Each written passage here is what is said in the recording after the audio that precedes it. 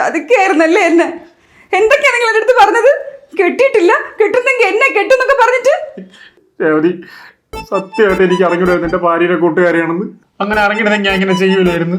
ഓ, അപ്പൊ ഭാര്യയുടെ കൂട്ടുകാരല്ലായിരുന്നു നിങ്ങൾ നോക്കിയേനല്ലേ? അയ്യോ, അങ്ങനെയല്ല ഞാൻ പറഞ്ഞത്.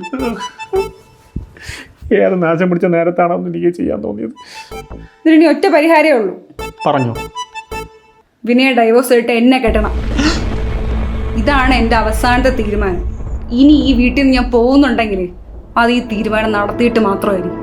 പിന്നെ ചേട്ടൻ്റെ ടേസ്റ്റ് ഒക്കെ ഞാൻ പഠിച്ചു കേട്ടോ.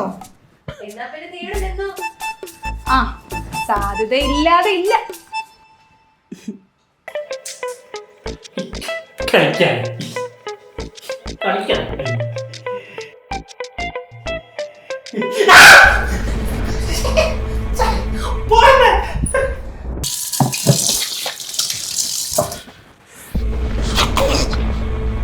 അവളോട് എന്ത് ഇതുവരൊന്നും പറയാത്തത്?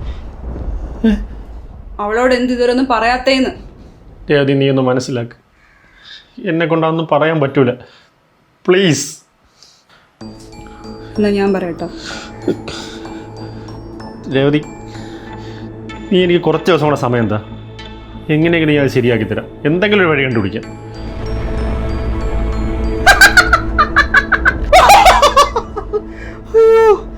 അമ്മേ, എന്തൊക്കെയായിരുന്നു ഇൻസ്റ്റ, FB, സ്നാപ്ചാറ്റ്. എടാ, ഇതാണ് പറയണ പല നാൾ കള്ളൻ ഒരു നാൾ പിടിയില്ല. അതിന് വിനയ പിടിച്ചില്ലല്ലോ. പിടിക്കുമല്ലോ, ഏറി വന്ന ഒരാഴ്ച. അതുകൂടെ കഴിഞ്ഞ് നിന്റെ